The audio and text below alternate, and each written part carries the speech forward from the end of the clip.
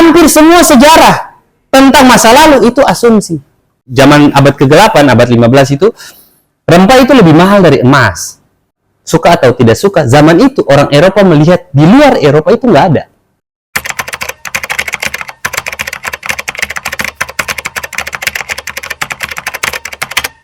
Ya. Sebenarnya ini temanya cukup berat dan dia minimal memakan waktu sekitar 4-5 jam. Dalam kesempatan ini saya mau menjelaskannya hanya secara diakronik. Kalau diakronik itu secara lompat. Kalau sinkronik itu saya fokus. Saya akan menjelaskan hanya secara diakronik supaya tidak membuang-buang waktu. Nah, teman-teman, peradaban pertama kali muncul itu ada 3 di dunia. Saya tidak mau bilang mana yang duluan ya, tapi dalam sejarah itu yang paling kentara peradabannya itu hanya 3. Sorry. Dulu orang membangun peradaban itu selalu dekat dengan sumber kehidupan. Secara empiris sumber kehidupan itu apa? Air. Nah, artinya dengan kata lain, sumber kehidupan air yang paling produktif di dunia itu hanya ada 3 sungai yang terbesar di dunia. Saya bilang pertama ini bukan berarti ini yang paling utama ya. Saya hanya urutan saja. Pertama itu Sungai Nil. Kedua itu Eufrat. Dan Tigris tentunya. Dan ketiga Indus. Sungai. Disinilah tempat peradaban itu muncul. Bukan berarti yang lain tidak ada manusia. Ada. Tapi peradaban. Artinya orang yang tinggal dekat sumber kehidupan, sumber mata air itu resource-nya lebih banyak. Karena zaman dulu itu belum ada tambang-tambang.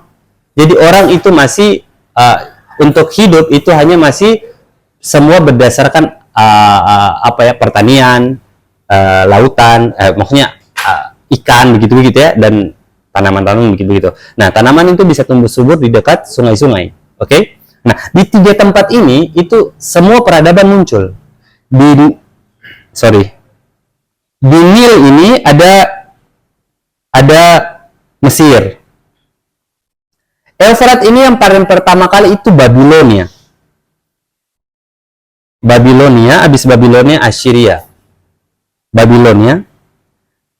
Di sini ini sebenarnya banyak kerajaan, tapi yang paling secara umum di Sungai Indus itu disebut hanya peradaban Indus.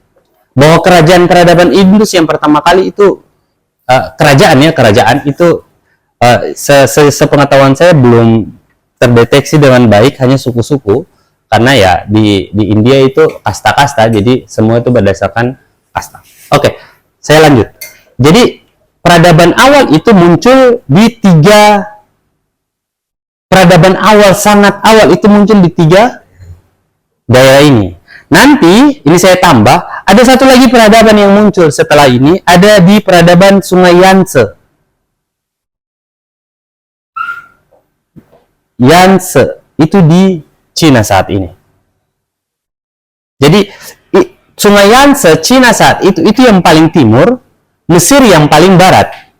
Nah, terjadi ada perhubungan manusia satu dengan yang lainnya antara dari Sungai Yangtze dari Cina, saya langsung pakai istilah saja, dari Cina sampai ke Mesir.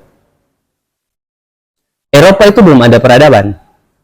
Walaupun menurut sejarah itu yang batu-batu kayak orang duduk itu nggak tahu itu peradaban apa, kerajaan apa yang bikin, itu tak terdeteksi. Mereka hanya bilang itu kemungkinan peradaban kaum Celtic. Kaum Celtic itu turunan suku Scythian. Nanti saya akan jelasin, jelasin lebih agak singkat-singkat apa itu suku Scythian, Mesir. Ini muncul 3 peradaban ini. Ada perhubungan antara peradaban di Sungai Yangtze dengan di Mesir, melewati Indus, ya, terus kemudian melewati Eufrat. Yang awalnya mereka ini hidup secara terpisah, lalu kemudian singkat cerita mereka melakukan perhubungan. Perhubungan ini erat kaitannya dengan ada namanya itu globalisasi paling awal di sejarah manusia. Namanya mereka para ilmuwan biasa sebutnya archaic globalization.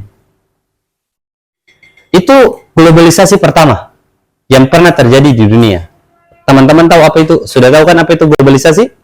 Globalisasi itu perdagangan bebas tanpa mengenal batas-batas negara. Itu yang dimaksud dengan globalisasi.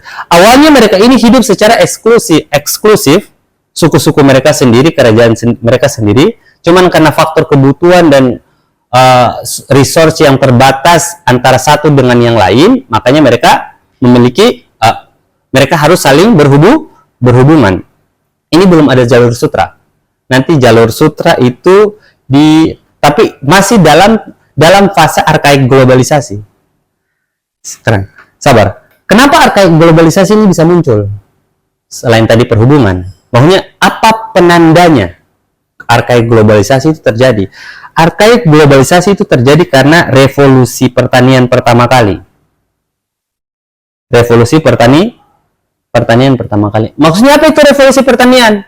Revolusi pertanian itu adalah masyarakat yang tadinya, walaupun ini sebenarnya problematis, karena bisa jadi di satu tempat itu masih nomaden, sementara di tempat yang lain itu sudah menetap. Tapi ini menurut sejarah konvensional. Arkaik globalisasi itu terjadi karena pertama kali karena terjadi namanya revolusi pertanian. Revolusi pertanian itu adalah orang sudah menemukan alat-alat produksi. Ini saya bukan mau menjelaskan alam maksian ya, istilah-istilah alat produksi ini, tapi begitulah istilah yang digunakan untuk menggambarkan masyarakat pada saat itu. Orang mulai menemukan alat produksi untuk bertani. Ya, yang tadinya itu orang hanya menggunakan batu, panah-panah batu, atau tongkat-tongkat untuk berburu. Lalu kemudian mereka menemukan cara dan alat-alat untuk bertani. Karena kalau mereka bertani berarti hidupnya harus menetap. Karena tidak mungkin kan tanam terus pergi pindah di tempat lain. Balik lagi sudah habis. Nah, revolusi pertanian itu orang menemukan peralatan produksi untuk membangun pertanian yang tetap. Di banyak tempat begitu, akhirnya terjadi namanya kita sebut barter.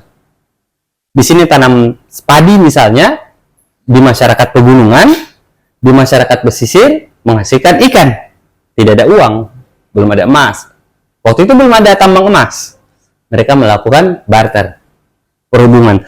Lambat laut perhubungan ini terjadi dari Cina ke Mesir, nanti sedikit-sedikit ke Eropa sana lewat Konstantinopel saat ini. Kita mengenal disebut dengan istilah jalur sutra. Jalur sutra itu di jalur darat.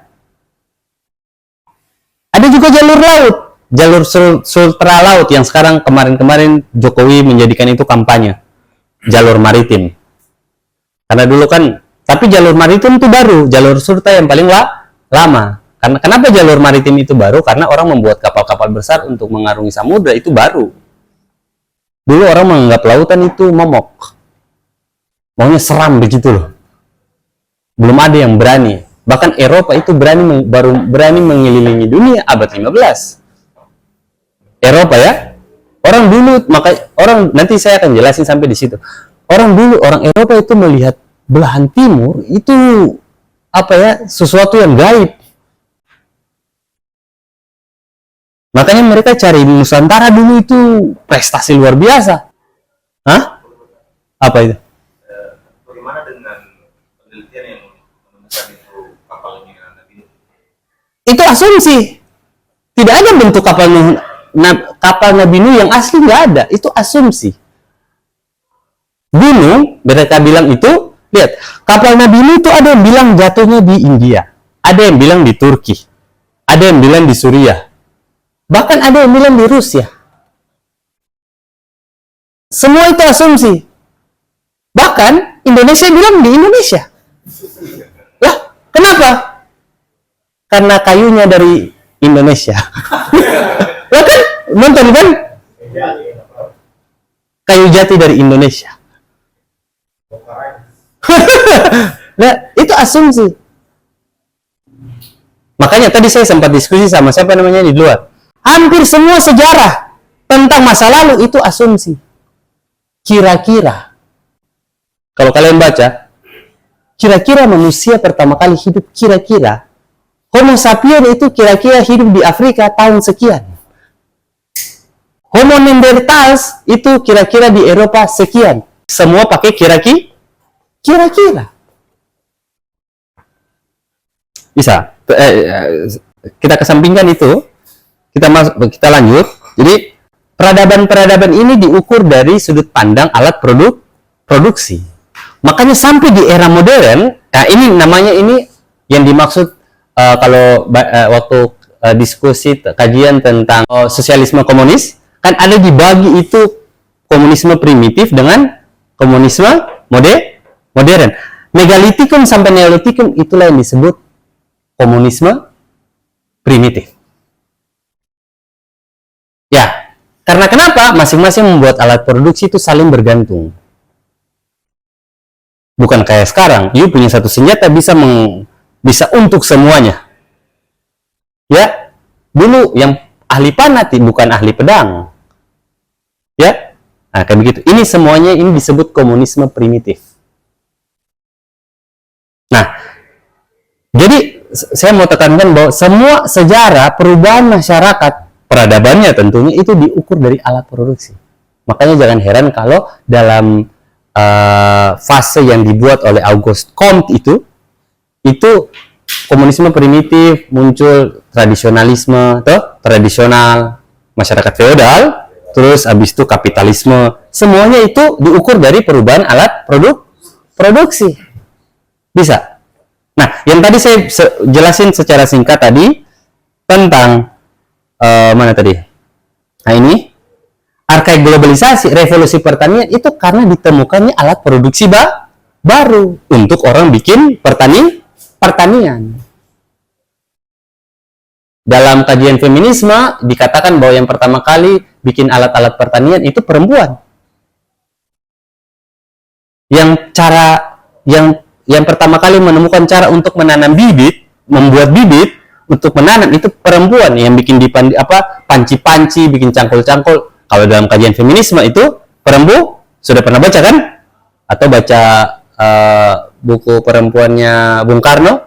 Nah, beliau agak rigid itu menjelaskan itu bahwa perempuan itu satu versi tentang yang pertama kali menemukan alat produksi untuk kemudian terjadi revolusi globalisasi, revolusi pertanian secara besar-besaran, secara masif, sehingga orang saling berhubungan. Orang berhubungan itu disebut arkaik globalisasi. Istilah arkaik globalisasi ini juga bukan orang zaman itu yang bilang tentunya, karena dulu kan orang bukan bilang globalisasi. Para ahli yang mendeteksi bahwa karakter semacam inilah yang disebut sebagai globalisasi. Orang bebas pergi kemana saja tanpa ada visa, gitu. Hanya ada surat izin masuk negara, gitu. Hanya berdagang begitu saja. Lanjut. Nah, itu arkaik globalisasi. Sampai 1600 berjalan sampai abad 15, ya, abad 15 ada namanya satu fase lagi, abad merkantilis. Tadi yang pertama itu abad arkaik globalisasi, yang kedua ini namanya abad merkantilisme.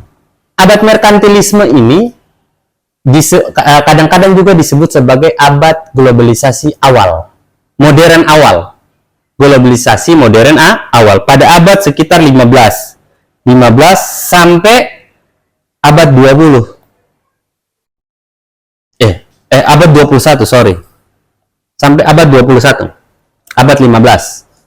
Nah, abad merkantilisme ini sabar, saya jelasin dulu secara singkat apa itu merkantilisme. Merkantilisme itu satu paham yang mengatakan bahwa kalau negara mau sejahtera, dia harus menimbun kekayaan sebanyak-banyaknya.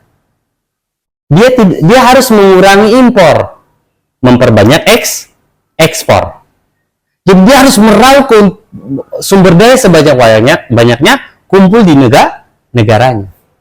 Artinya dia harus ambil sumber-sumber daya mentah di seluruh dunia sejauh dia mampu untuk kumpul di daerahnya, dia produksi, baru dia ekspor.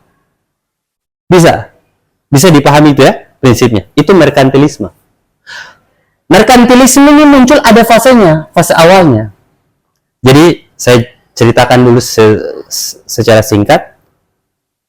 Pada tahun 1451, Sultan Turki namanya Mehmed Al-Fatih menaklukkan Konstantinopel. Dulu Konstantinopel itu menjadi penghubung antara dunia timur dengan dunia barat. Semua komoditas dari timur itu kalau mau masuk ke Eropa harus lewat Konstantinopel. Singkat cerita, Sultan Al-Fatih taklukkan itu Konstantinopel. Ketika Sultan Al-Fatih itu menaklukkan Konstantinopel, gempar Eropa. Karena setiap barang kalau mau masuk ke Eropa, pajaknya tinggi. Bahkan kadang-kadang di embargo begitu kira-kira ya. Nah, pada saat itulah Eropa mengalami abad kegelapan. Jadi kalau teman-teman sering mendengar istilah abad kegelapan, itu sejak kapan Konstantinopel runtuh? Fasenya itu. Ketika Konstantinopel runtuh, Eropa gelap. Maunya abad kegelapan, yang dimaksud abad kegelapan kan bahasa lainnya abad pertengahan ya. Nah, abad kegelapannya di Eropa itu dimulai ketika Konstantinopel runtuh. Nah, Eropa gempar, kerajaan-kerajaan gempar, mereka mau dapat komoditas dari mana? Mereka mau dapat cengkeh-cengkeh, pala-pala untuk menghangatkan diri mereka dari mana? Kayak Konstantinopel itu seperti Singapurnya saat ini. Semua kapal mau lewat mampir. Gitu ya. Kan harus turun kan pintunya Eropa itu Konstantinopel.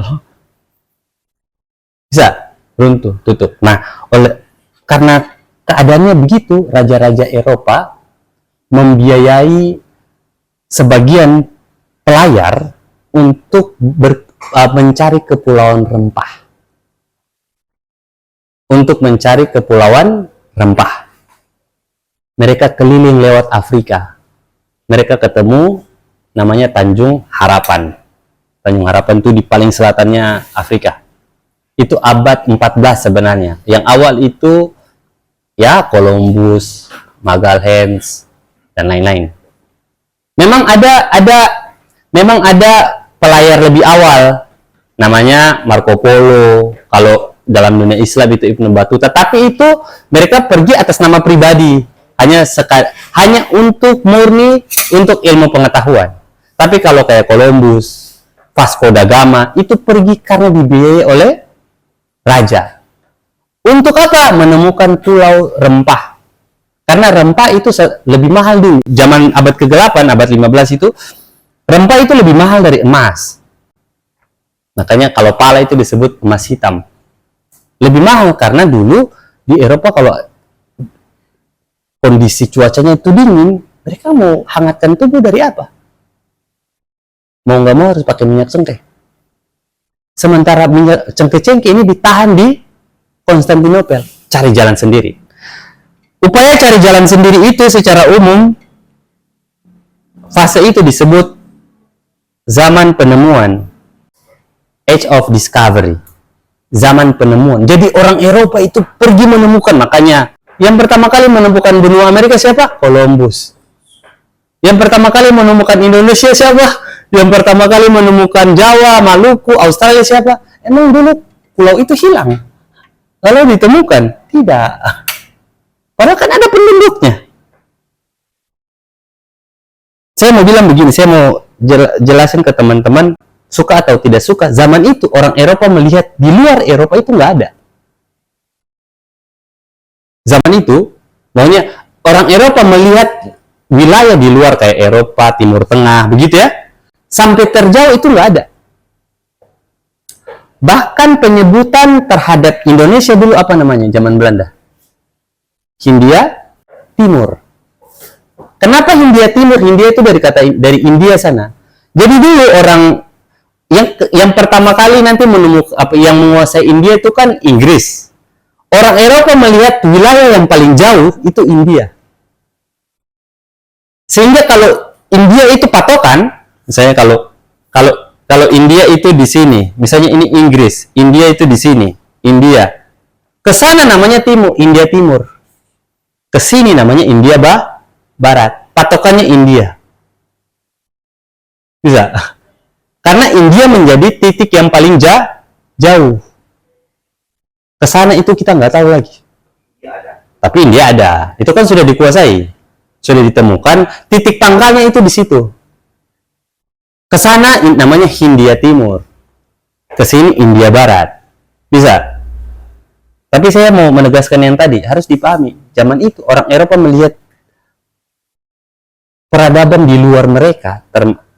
Mungkin Timur Tengah masih dianggap di luar itu, tapi di Amerika Latin, ya, di Asia gini itu nggak ada. Ya bahasa kasarnya itu barbar. Makanya mereka menganggap mereka yang paling beradab, dan kita tidak beradab. Indonesia dianggap inlander, mereka tidak.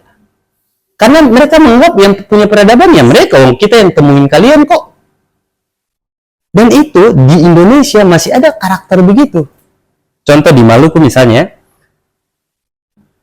Nanti saya jelasin ini kenapa mereka anggap kita tidak beradab. Di Maluku itu ada satu daerah, satu wilayah namanya Provinsi Maluku, Kabupaten Maluku Tenggara. Maluku Tenggara itu ada Kei, ada Tual, begitu ya. Mereka ini mayoritas Kristen. Di Kristen Protestan itu ada namanya Persekutuan Gereja, istilahnya GPM, Gereja Protestan Maluku. Dari zaman dulu sampai sekarang nggak boleh ada orang Tenggara yang jadi ketua GPM.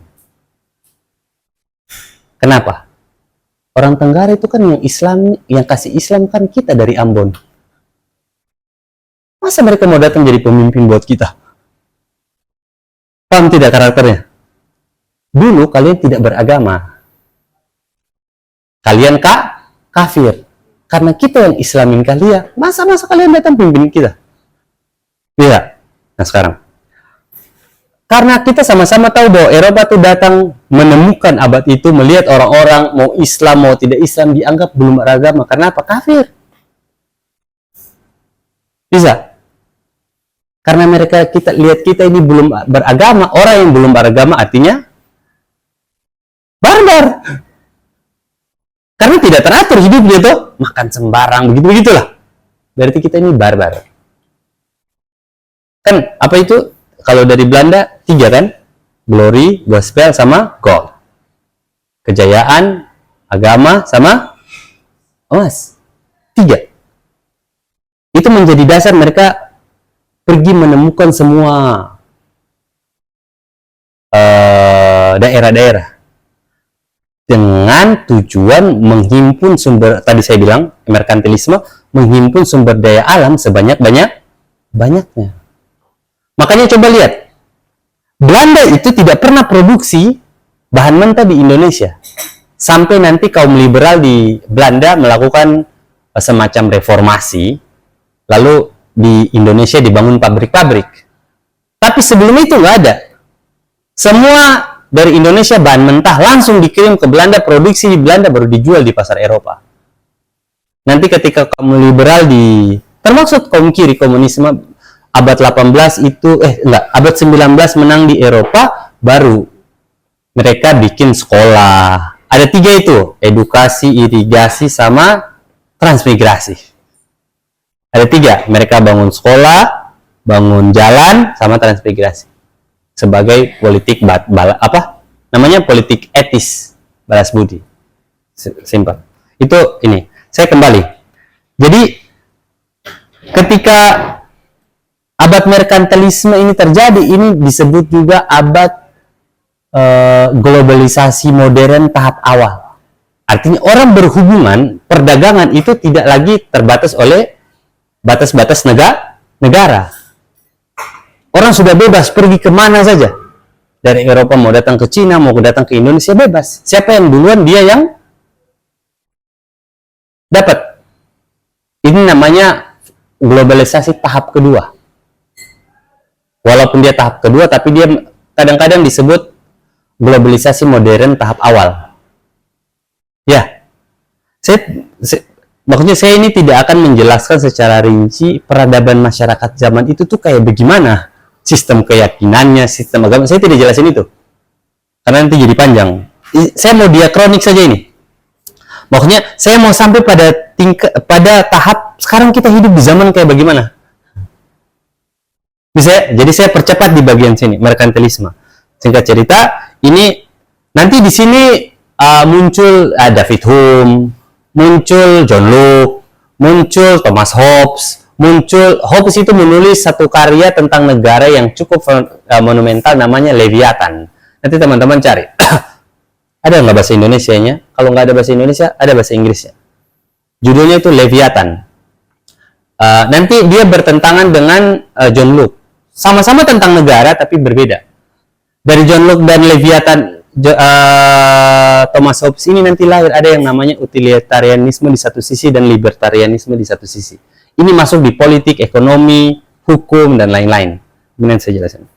Nah, abad merkantilisme ini sampai abad 20, di puncak abad 20, nanti globalisasi tahap ketiga sampai sekarang itu mulai tahun 70-an. Tapi saya bahas ini dulu. Di abad 20 ini, abad 19 ke 20 ke 21 muncul ideologi-ideologi. Muncul pandangan dunia. Kan tadi saya sudah jelasin muncul David Hume begitu ya. Tapi David Hume muncul belum ada pandangan dunia. Mereka baru basis-basis filsafat. Yang mereka lawan adalah agama. Yang mereka lawan adalah, jadi mereka belum David Hume belum bicara tentang kapitalisme, belum. Ini masih membangun dasar-dasar epistemologi. Nanti pikiran mereka di fase itu dipakai oleh kaum pemikir di abad-abad berikutnya, seperti siapa? Marx. Siapa lagi? Bertrand Russell, Jeremy Bentham, Stuart Mill. Siapa lagi? Yang empirisme, kalau misalnya anarkisme itu Bakunin, gitu ya. Nah, di abad 19-20 itu muncul ideologi-ideologi hasil dari perdebatan tentang pandangan dunia di abad pertengahan tadi sampai abad Renaissance. Jadi abad 14-15 itu abad Renaissance, Aufklärung, dan lain-lain. Singkatnya begitu. Muncul ideologi yang paling umum. Ideologi itu terbagi dua. Ada ideologi teisme dan ateis. Saya ateis dulu. Ateis ini basis epistemologinya itu empirisme.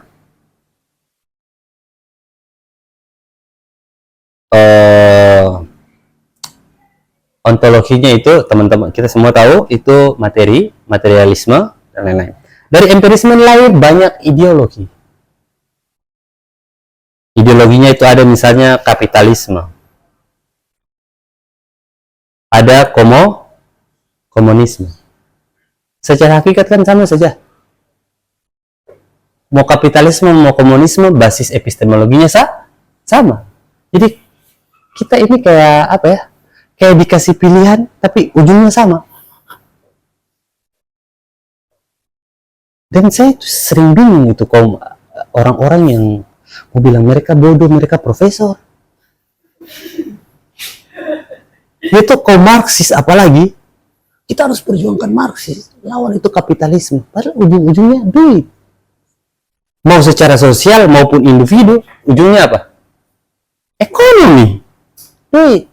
Fulus. Nggak ada fulus, mampus. Ya, ujung-ujungnya materi. Mau kapitalisme ataupun komunisme, karena basisnya empirisme. Puncaknya ateis. Emang ada orang kapitalisme percaya Tuhan? Kapitalisme murni ya. Kalau ada orang ngaku kapitalisme percaya Tuhan, itu bukan kapitalisme, itu liberal. Tapi kapitalisme sebagai paham itu nggak percaya Tuhan. Kalau mereka percaya Tuhan, nggak mungkin lah mereka menghalalkan yang haram, menghalalkan riba, misalnya begitu kan? Kan mustahil itu. Ada kapitalisme, komunisme. Kapitalisme ini muncul lagi. Banyak ini variannya. Ada liberalisme, ada sosialisme. Liberalisme ini kapitalisme. Dan lain-lain. Sosialisme ini lahir komunisme. Komunisme itu, sosialisme lahir komunisme, lahir juga namanya anarkisme. Anarkisme itu banyak. Ada sindikalisme, begitu-begitu ya. Sosialisme selain komunisme ada komunisme murni, ada sosialisme kiri saja. Ini varian-varian. turun banyak. Teisme juga begitu. Ada politeisme, monoteisme dan lainnya. Ada monoteisme, ada politeisme, ada poli, mono itu ada trinitas, gitu, ada tauhid, begitu-begitu. Banyak ini ideologi-ideologi. Dan itu kalau saya pakai papan tulis itu, dia bisa satu full papan tulis itu. Sampai dia punya varian-varian. Singkat cerita, perdebatan ideologi-ideologi ini nanti puncaknya itu di dia menjadi meredup perdebatan ideologinya itu ketika terjadi Perang Dunia Kedua tahun 1939. Itu pertama kali Hitler, ketika perang pertama kali itu Hitler belum secara terang-terangan bicara ras. Walaupun di buku Mein Kampf itu sudah ada, tapi dia kan pertama kali serang itu Polandia. Itu dia belum langsung bilang perangnya itu atas nama kemurnian ras. Dia hanya mau, ya tentu saja Hitler itu seorang veteran dan dia anti terhadap perjanjian Versailles. Waktu Jerman Perang Dunia Pertama itu kalah, dia mau tebus itu. Tapi sebenarnya dia menyimpan misi untuk membawa kemurnian ras Arya. Singkat cerita Perang Dunia. Blok Barat itu menyerang blok Axis yang dipimpin oleh Nazi itu atas nama bilang Nazi Hitler itu rasis. Karena berbicara untuk memurnikan ras Arya. Selain ras Arya, sempalan. Ya, itu sekutu Amerika Inggris atas dasar humanisme. Oh, kita ini setara. Jangan kayak apa? Nazi. Hanya berbicara ras Arya. Kalau ada yang percaya inilah, saya mau bilang mereka bodoh, profesor.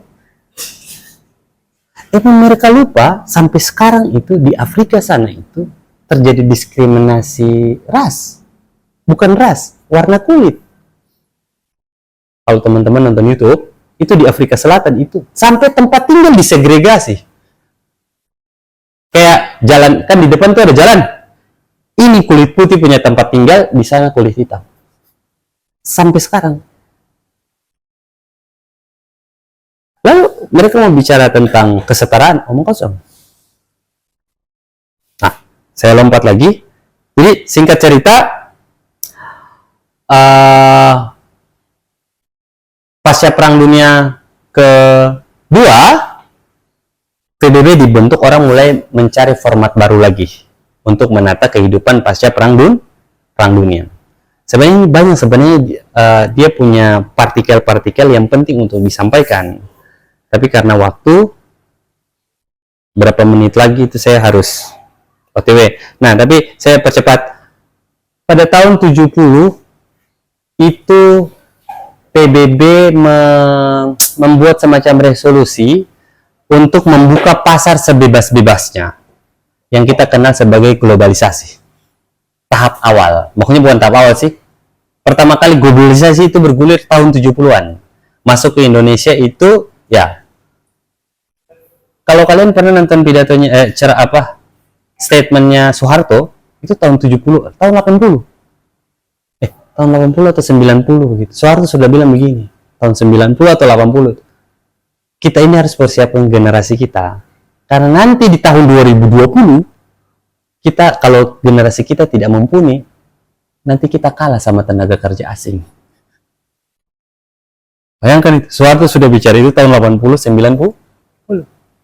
Mereka sudah bisa menerawang kalau globalisasi model begini, kalau kita tidak persiapkan, kita punya sumber daya manusia, kalah. Yang ada kita pakai barang-barang import. Itu Soeharto sendiri yang bilang. Oke, singkat cerita. Globalisasi. Sebagian kalangan mengatakan bahwa globalisasi fase modern ini sebenarnya dibikin untuk menghantam komunisme. Kita kesampingkan itu, kita lanjut. Jadi walaupun direkturnya itu orang pribumi, tapi pemegang sahamnya itu adalah tetap pemodal. menurut saya itu mungkin itu yang disebut Bung Karno sebagai neokolonialisme. Apakah teman-teman sudah paham kan apa itu kolonialisme? Kolonial itu dari kata koloni. Jadi orang dari daerah lain, misalnya saya dari Maluku, saya datang bawa saudara-saudara saya tinggal di Makassar, bikin tempat sendiri. Jadi di blok itu cuma kita saja, itu namanya koloni. Ya, punya lapak yang tempat hidup, gitu. Kalau ada orang punya tanah, bila perlu diusir, kita yang tinggal di situ, itu namanya koloni. Dengan kata lain, kalau begitu, maka bisa jadi Bung Karno bilang kolonialisme itu kayak Freeport, kayak NHM punya Australia di Maluku Utara, kayak di Morowali. Itu koloni-koloni bangsa asing. Dalam bidang korporasi. Dalam bidang militer, pangkalan militer. Koloni juga. Ya, saya langsung berpikir, oh mungkin ini maksud dengan kolonialisme. Makanya mungkin bisa jadi Bung Karno mereka tidak mau terima pangkalan-pangkalan militer asing di Indonesia karena mereka lihat itu koloni. Karena kalau ada pangkalan maka di situ pusatnya spionase. Gitu. Ya kan? Di situ tempat diskusi tentang bagaimana mengontrol negara yang kita duduki. Oke, singkat cerita. Kita balik. Jadi globalisasi modern itu terjadi tahun 75 sampai sekarang. Nah, sekarang. Tapi teman-teman jangan lupa ada yang tahu kapan itu wacana artificial intelligence secara istilah itu muncul?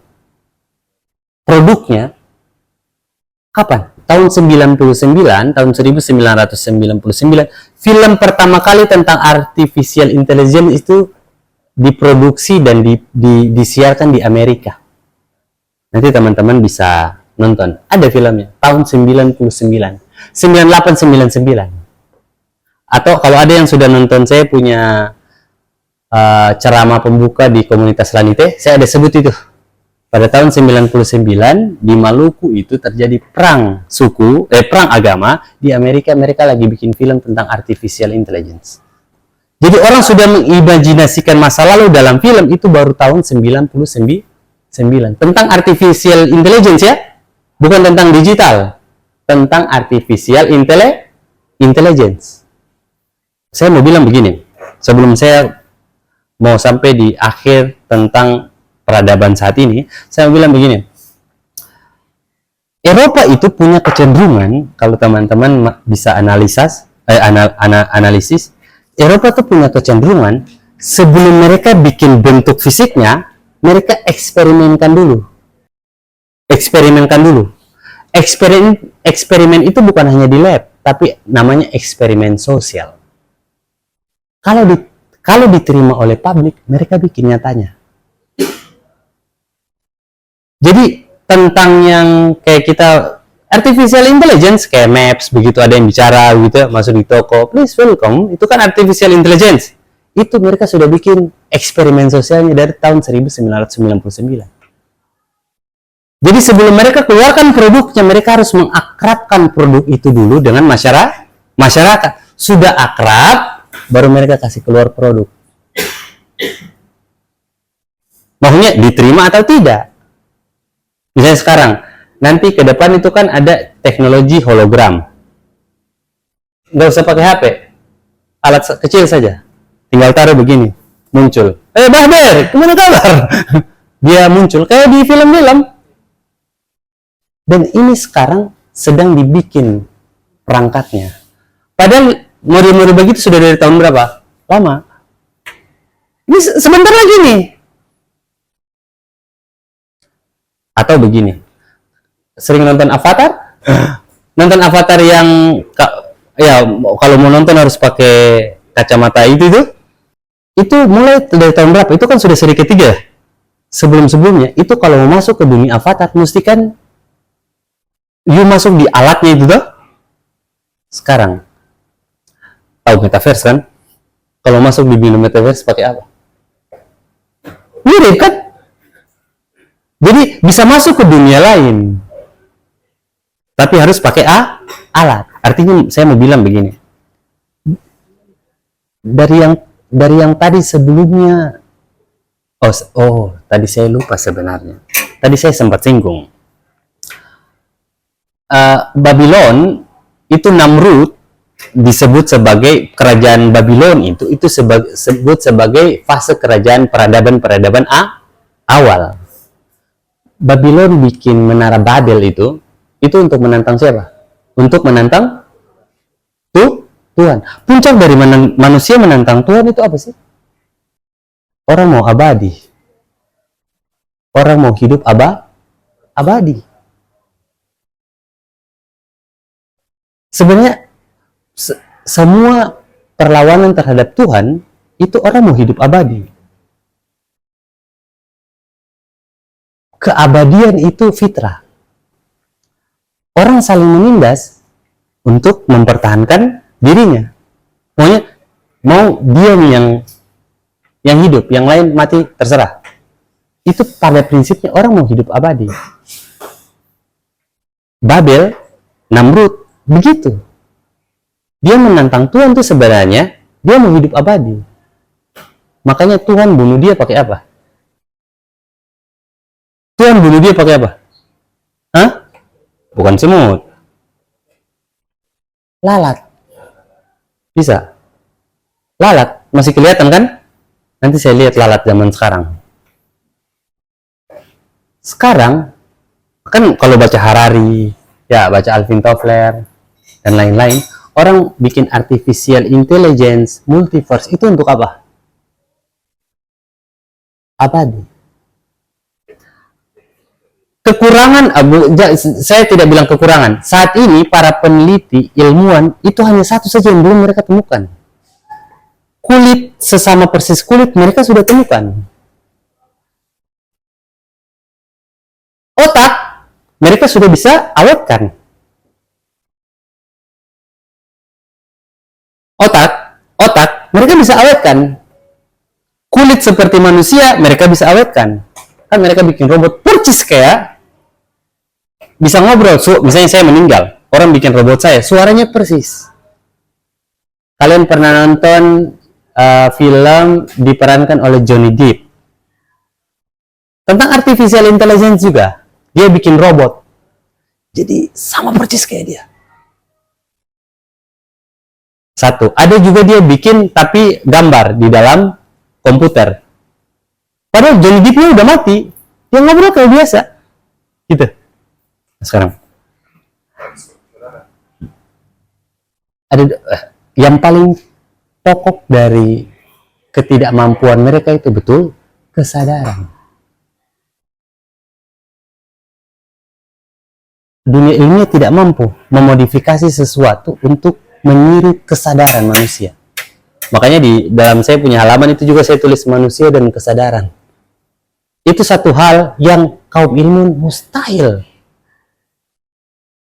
Satu lagi sebenarnya, tapi dia bisa dimodifikasi. Memori itu bisa dimodifikasi. Kan memori itu masa lalu ya. Modifikasinya itu apa? Semua yang kita pakai gadget ini, itu kalau dirangkum dalam big data, itu bisa jadi cerita. Kalau di artificial intelligence, misalnya kalian tanya, oh halo, saya Fazwan, kemarin kamu ngapain? Kemarin saya di sini. Itu berdasarkan rekam jejak digital. Itu bisa dimodifikasi, tapi kesadaran tidak bisa. Sehingga karena kesadaran itu tidak bisa, sabar, sebelum kesadaran. Tadi saya bilang bahwa dari zaman Babel, puncak prinsip dari manusia itu melawan Tuhan, itu adalah ingin hidup abadi. Kenapa globalisasi itu terjadi? Karena orang mau mempertahankan ekonomi itu bisa berjalan secara terus-menerus tanpa tidak boleh abadi. Sekarang, manusia membuat artificial intelligence itu kata lain daripada ingin hidup abadi. Makanya judul bukunya Harari apa? Homo Deus. Tahu Deus itu apa? Tulisannya Deus, bacanya Dus. Homo Deus. Tahu? Manusia dewa. Manusia tapi punya kemampuan kehidupan yang secara fisik dia manusia, tapi secara perangkatnya dia tidak terpengaruh oleh aspek alamnya yang bisa buat manusia itu mati. Makanya orang kalau kita nonton film itu mati, nanti otaknya itu diambil untuk dimasukin di robot. Sudah bisa, hanya satu saja kesadaran yang mereka tidak bisa bikin. Nah, maksudnya saya mau bilang begini,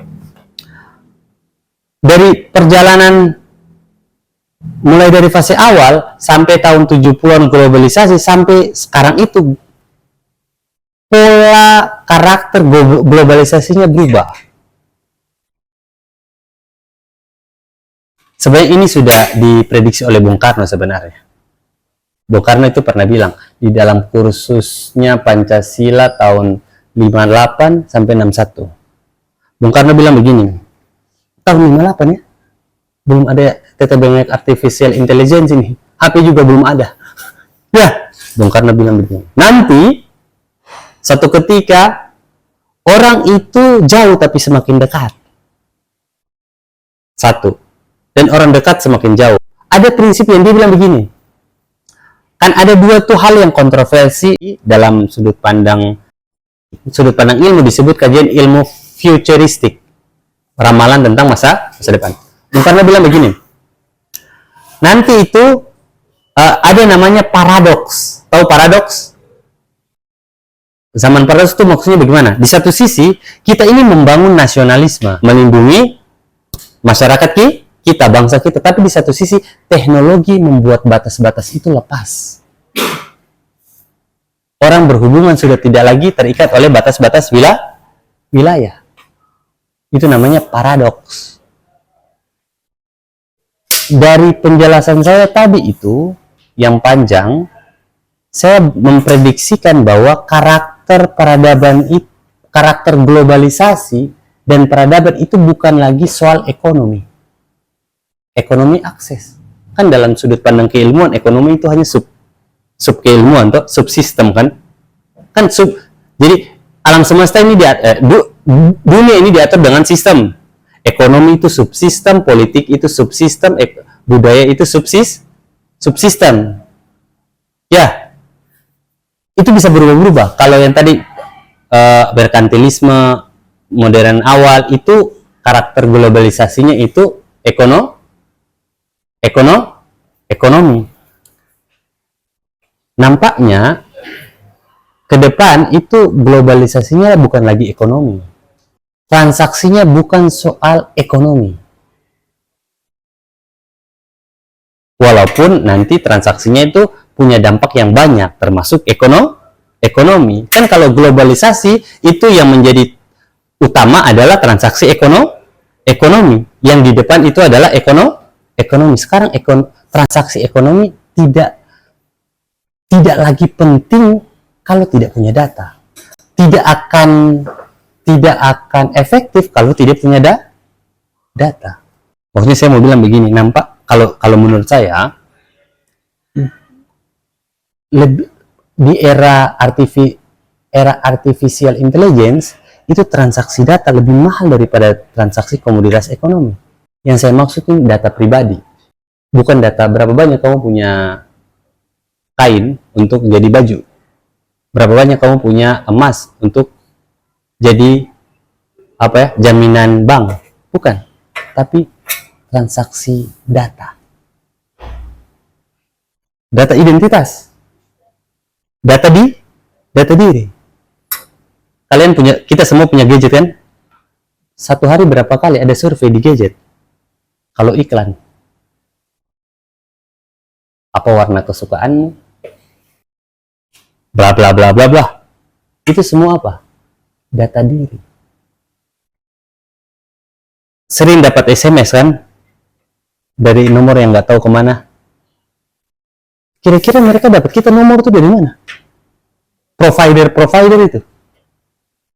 Telkomsel jual. Dan itu nggak murah. Semua mereka punya big data. Jadi saya pertegas lagi tadi itu. Menurut saya ke depan itu globalisasi ke depan itu globalisasi data. Bukan hanya sekedar globalisasi ekonomi. Karena pasca era survei itu ditemukan, orang tidak perlu menanyakan semua orang untuk mengetahui kondisi satu masyarakat. Cukup sampel. Maksudnya orang mau melihat kecenderungan. Kira-kira begini, kenapa produk Cina itu banyak sekarang di Indonesia? Dan laku. Selain lebih murah, kenapa? Karena Cina sebelumnya sudah survei. Orang Indonesia itu lebih pilih murah daripada produk dalam negeri. Antara produk luar negeri dengan produk dalam negeri, kalau produk luar negeri murah, produk dalam negeri mahal, orang Indonesia cenderung pilih produk luar negeri. Mereka sudah survei duluan. Jadi, keuntungan ekonomi itu akses. Itu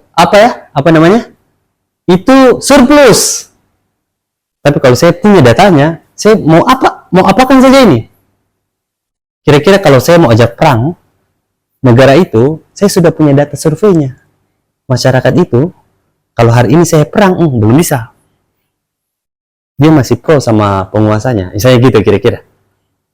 Oh, dia masih membela negaranya. Contoh kan, pernah dengar kisah kan? Raja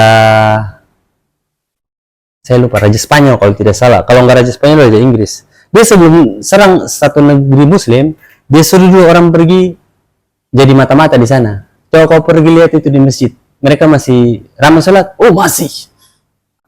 Ramai. Masih. Tidak bisa. Jangan dulu serang. Sudah 2 generasi pergi. Masjid sunyi. Bar-bar sudah dibuka. Sudah hancur begitu, baru serang. Hancur. Tapi itu kan zaman dulu. Cara surveinya. Sekarang nggak perlu. Cukup punya data. Kan kemarin sempat heboh Luhut Binsar Panjaitan kan, dia punya big data gitu. Karena metaverse, lain-lain, itu dibikin dari apa? Data. Preferensi tentang orang yang sudah meninggal itu dari apa? Data. Atau nanti saya, kalau ada kesempatan, saya kasih tunjuk video. Itu ada orang diretas ATM-nya. Padahal yang retas nggak pernah ketemu. Dia tahu passwordnya, dia tahu nomor ATM-nya. Dari semua rangkaian foto yang ada di Facebook. Dan story-story. Teman-temannya. Begini, ada satu waktu dia selfie, ATM-nya ada di situ, nomornya kelihatan. Di zoom, dicatat. Kayak begitu, data. Saya punya mantan bos, profesor, sampai sekarang nggak punya Facebook, sampai sekarang nggak punya email, nggak punya Twitter. Padahal ininya iPhone, Mac, semuanya itu Mac, iPhone, tapi nggak punya Facebook, nggak punya email. Sampai sekarang nggak ada namanya di Google, nggak bisa ketemu. Saya tanya, kenapa bro? Saya takut diretas. Dia kalau telepon saya selalu pakai nomor rahasia. Dia nggak pernah pakai nomor Indonesia. Kan dia bilang, saya kalau daftar Google, itu data saya langsung. Saya bilang, bro, tapi saya sudah, kalau kalian kan nggak terlalu penting. Pokoknya saya. Nah, singkat cerita, saya mau tutup. Semoga apa yang saya sampaikan nanti bisa bermanfaat. Maksudnya ini rangsangan saja. Buku, toko, istilah-istilah, kondisi-kondisi yang tadi saya sebut, teman-teman bisa explore. Cari di Google. Oh begini, tahu gua. Terima kasih teman-teman, semoga apa yang kita diskusikan malam ini bermanfaat dan bisa kita ketemu di lain waktu. Terima kasih. Assalamualaikum warahmatullahi wabarakatuh. Selamat malam.